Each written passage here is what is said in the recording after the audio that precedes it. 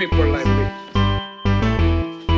You need people like me so you can point your f***ing fingers and say, that's the bad guy.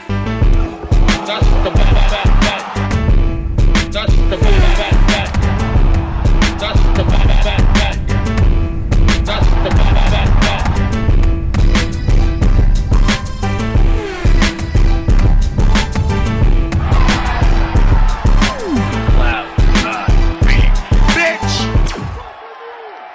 Welcome to the mother relay. We're covering today's top boxing news. Okay, we'll start with this. The latest anti-doping fiasco to rock the world of boxing and what has been a string of anti-doping fiascos. Julio Cesar Martinez suspended by the Nevada State Athletic Commission for positive drug test surrounding March 30th when former WBC flyweight champion of Mexico Julio Cesar Martinez is headed for a forced break. The Ring has confirmed that the former WBC flyweight champion tested positive for a banned substance surrounding his March 30th win over Angelino Cordova. The bout took place as part of the inaugural PBC on Prime pay-per-view event at the T-Mobile Arena in Vegas. A collected sample from testing conducted by the Nevada State Athletic Commission produced findings of S5 diuretics and other masking agents, so he must have tested positive for more than one thing. Yeesh. Martinez is slated to come before the commission again in June, tentatively scheduled for June 25th of this year. Louise Hamilton, New York State Athletic Commission Administrative Assistant, confirmed to the Ring. But there is always the possibility that he could be continued to a future meeting. Martinez, 21-3 with 15 knockouts, 2 no contests, remains under suspension by the New York State Athletic Commission pending further investigation. All presiding offices under the Association of Boxing Commissions, the ABC, are obligated to honor the ruling. Martinez, the Ring's number 3 rated flyweight, cannot fight anywhere in the United States during that time. The test results overlapped with Martinez's announced decision to relinquish the WBC title and campaign at super flyweight. The 29-year-old from Mexico held the belt since December of 2019. Injuries, illnesses, and other issues slowed his reign to a crawl. He managed just 7 defenses in more than 4 years. Among his issues was the ability to make weight. That explains a lot. So is it safe to say that Julio may have tested positive for masking agents that would have masked what banned substances, what other banned substances he might be on, in order to continually have made the flyweight limit? Among his issues was the ability to make weight. Martinez eventually hit the mark in each of his title defenses, though he needed 2 tries on a few occasions. He also showed up well over the 115-pound limit in a March 2022 defeat to legendary former 4-division champion Roman Chocolatito Martinez. 3 victories have followed for Martinez, including a major decision over Cordova in their fiercely contested battle. So who are we about to implicate in Julio's defense? What conspiracy theories are we going to conjure up to try and explain this away? Because people have that kind of energy for Ryan's anti-doping case. Well, what about Julio's? Or is it that you guys don't care that much? You don't keep that same energy for everybody. And if you don't, why? What would make Ryan's cries of innocence any different than anyone else's, since that's what everybody says in this situation? I don't know what happened. I don't know how it got there. They're setting me up. You know the drill. Should the current test result hold up, he will have to give back that win. First-time offenders with the Nevada State Athletic Commission have received suspensions ranging from 6 to 9 months. A percentage-based fine is also issued, and the verdict changed to a no contest when the guilty party was the winning fighter. Such a ruling will delay Martinez's hope to conquer the attractive super flyweight division. Medical studies note usage of S5 diuretics and other masking agents to quote-unquote falsify the results of doping contests. Such substances are prohibited by WADA, both in and out of competition. It alters the body's fluid and, in effect, aids in reduced body weight. And we all know that Julio Cesar Martinez has struggled to make weight before. Martinez previously tested positive for clenbuterol during random drug testing conducted by the WBC's clean boxing program. Countryman and then WBC 122-pound champion Ray Vargas produced a similar result. Both were cleared by the WBC, but in hindsight, Should they have been? So this isn't even his first rodeo. No, it isn't. And then, like now, the results seem to suggest that Julio's been using banned substances in order to continually make weight because he struggles to make weight. Then why did the WBC give him a pass? Because in their opinion, the findings suggested that it was part of the ongoing contaminated meat issue in Mexico, what many would describe as a get-out-of-jail-free card for any Mexican fighter that tests positive for a banned substance. You can always say it was in the meat. It started with Canelo. Since then, rules have changed, and there is an allowable threshold for clenbuterol that would suggest cross-contamination, though looking at this, I don't think the clenbuterol they found in Julio's system came from the meat. I think he was cheating then. I think he was cheating now because he struggles to make weight and he needs assistance in doing so. Now, this story is not getting the same attention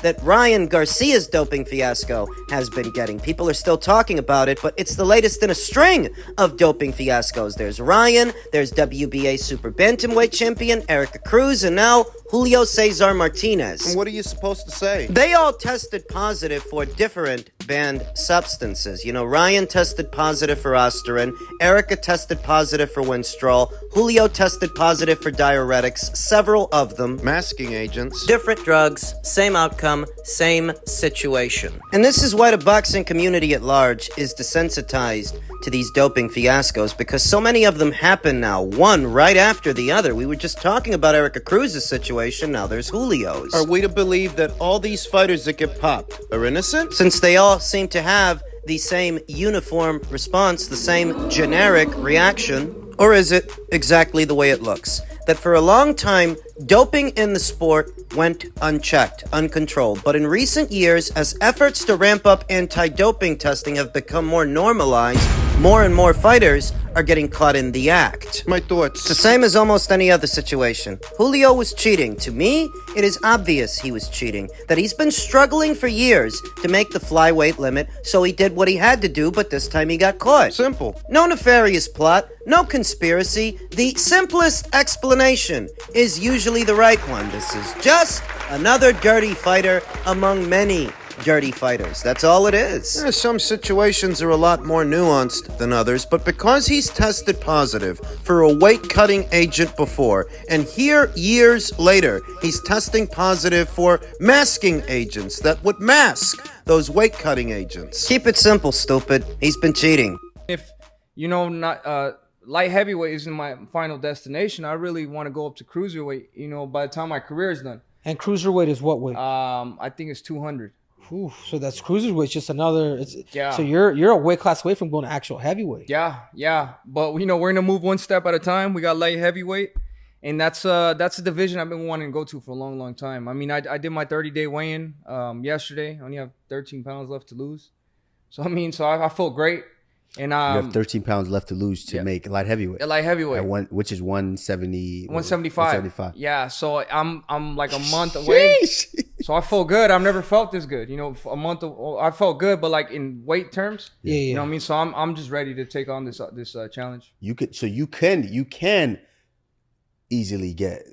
Okay, we have to ask. What do you walk around when you're not? I walk around like 200. 200. Tamale season? Tamale season, burger season, lobster, it's everything season. It's confirmation of my suspicions have always been that David Benavidez in between fights, when he's walking around, he's basically a cruiserweight. So if we round it down to an even 200, that's saying David's got to cut 32 pounds to make 168. That's a lot. There are a lot of people running around calling Devin Haney a weight bully for how much he rehydrates to and how much he weighs in between fights. By that reckoning, that would make David a weight bully. If you think there is anything unethical about this practice, David is guilty of the same thing. He's supposed to be making his light heavyweight debut this weekend on the undercard of Gervonta Davis versus Frank Martin opposite the ring, the Ukraine zone, Alexander Vajdik. But he's entertaining the idea that he might move up to cruiserweight. If he wins this weekend, he's in line to face the winner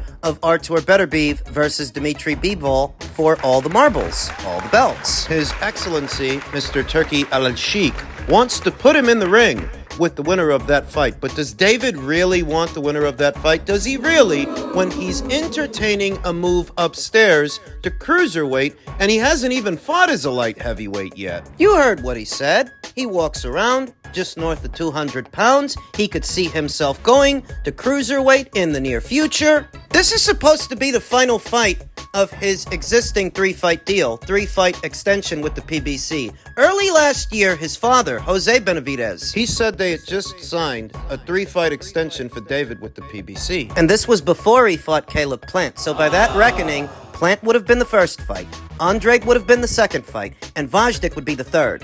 We have a contract for 3 fights. We have Boo Boo Andrade, we have Charlo, we have David Morrell. You know, if everything goes well, then I'm pretty sure it's going to go well. So I wouldn't have signed that a contract for 168 if I didn't think he was going to do 168. If that rings true, this weekend's fight will be David's final fight of his existing deal, and he's free to go wherever he wants to go. Does he want to go in the direction of this fight? The winner of Better Be versus Bivol. You know, not light heavyweight isn't my final destination. I really want to go up to cruiserweight. And who would he fight at cruiserweight? Who would he fight if he goes up there? What, you're going up there for Chris Billam-Smith? You're going up there for Noel Gavor? I don't think those guys are on David's radar. What? You're going up there for Jai Opetaia? You expect me to believe you're going up there for Jai Opetaia? Fuck no. I noticed a few weeks ago that David Benavidez was palling around with Oscar De La Hoya. And who promotes Zurdo Ramirez? That is, who has been promoting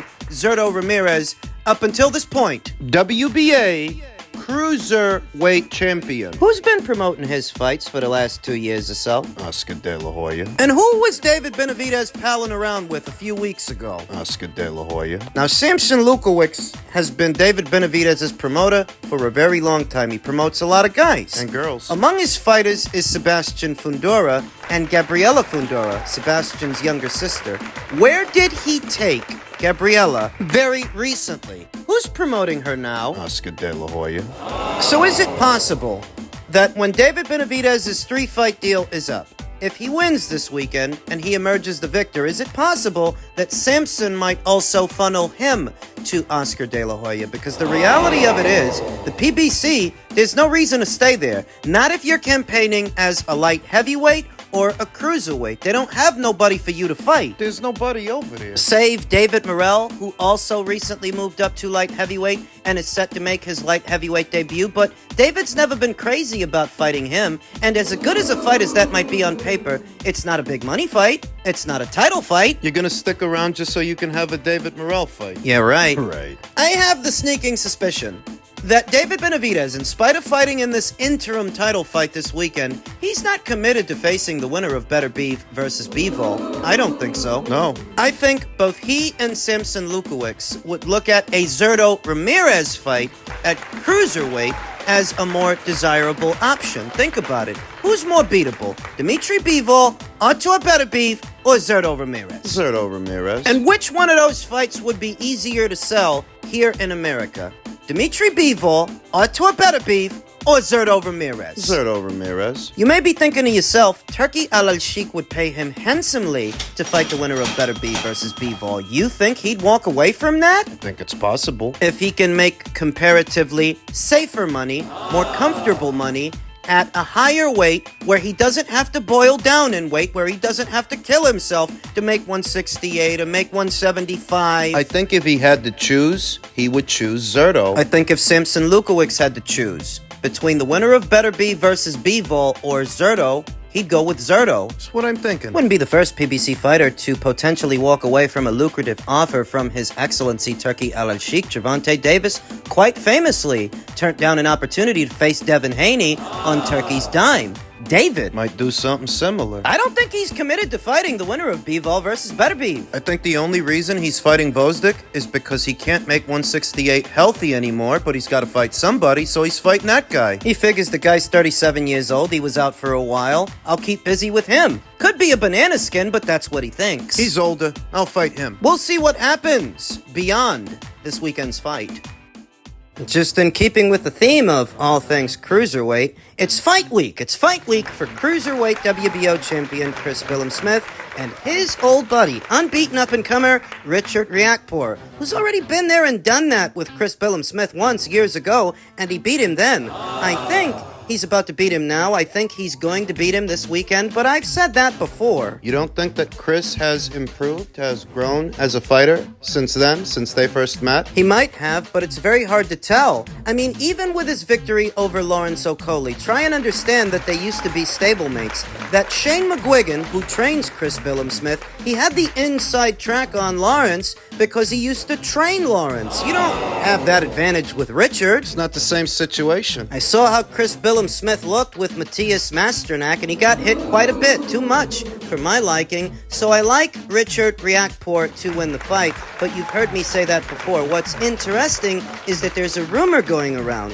that the winner of this fight, whoever it is, will meet reigning Ring Magazine and IBF champion Jai Opetaia in September. The show that the Saudis are paying for, the one that Anthony Joshua is supposed to be headlining. Rumors abound. There are 2 boxer fighters set to make an appearance on that show, per those rumors. There's unbeaten up-and-comer Joshua Buatsi against Queensbury's own Willie Hutchinson, and there is the winner of Chris Billam-Smith versus Richard Riakporhe against Jai Opetaia. You think it's gonna happen? That would be one hell of a show if the rumors turn out to be true, because you're talking about a card where you'd have Joshua versus Dubois, Inouye versus Akhmadaliev, Wortley versus Clark, Shiraz versus Eubank, Buatsi versus Hutchinson, and Jai Opetaia against the winner of this weekend's fight. Available here in America via Peacock, NBC's streaming platform, if you're interested. Who wins? Well, I think Richard Riakporhe is going to win this weekend, possibly by way of knockout. He possibly stops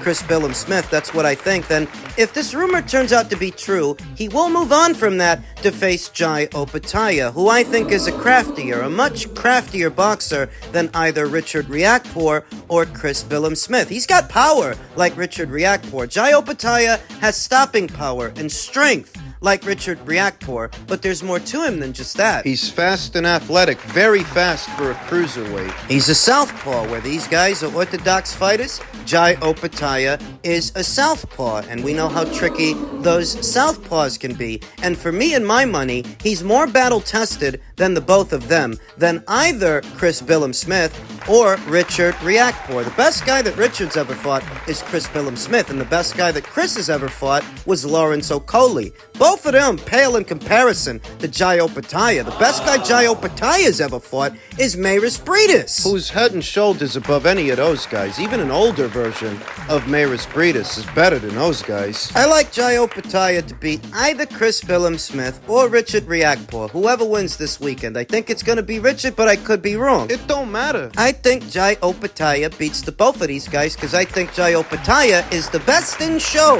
at Cruiserweight right now. So let's see if that rumor checks out. Let's get some unification matches out here. Let's do it.